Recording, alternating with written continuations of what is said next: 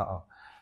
Kaninang tanghali, mga past 2 o'clock, mga 2:30, ongoing po kasi ang mga barangay assembly sa mga barangay dito sa Pindig. At dinispatch po namin ang mga personnel namin para mag-provide ng police assistance at the same time mag-talk sa mga barangay.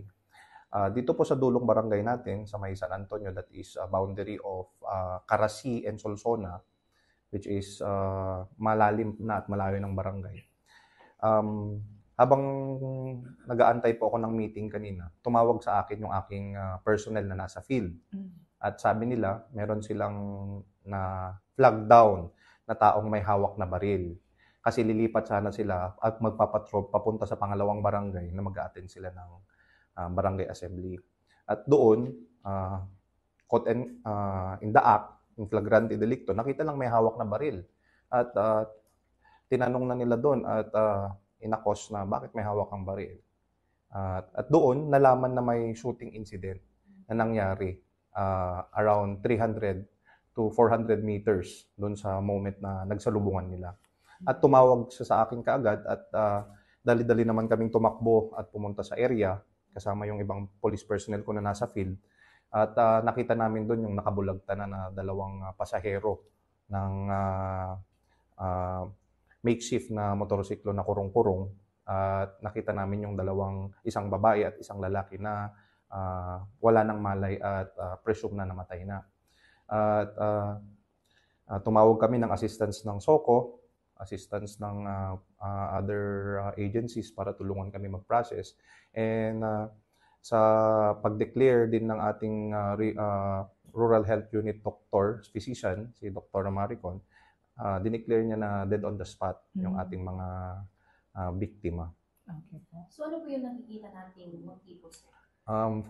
Para sa motibo, nung nag-investigate kami kanina at until now, isa pa lang yung lumalabas na motive namin na clear, which is meron siyang personal na galit na sa mag-ina dahil sa previous relationship nila nung anak ng babae nung namatay. So, ang nangyari, for almost 9 years, mag-live-in partner itong suspect at yung kapatid nung biktima na lalaki. Kasi itong biktima natin mag-ina. Yes, sir. Yes, sir. Yung lalaki is 27 years old, if I'm not mistaken. And meron siyang, tawag nito, may trabaho siya. Isa siyang pharmacist actually. And then, yung nanay niya, papunta sa anak na babae for a family dinner. Ngayon, sinundan niya dito sa part ng hilly portion ng San Antonio. At doon, pinahinto niya yung driver. Huminto ka nga, nagsarding ka man.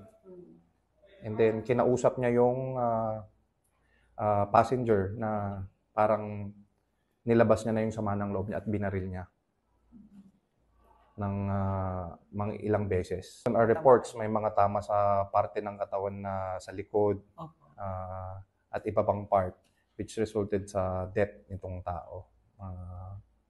Around 3:00 na kanina. Past 2:40 ganun. Ongoing pa pero may nakita si doktora na 3 tama ng bala sa katawan. But the official report will be soon published.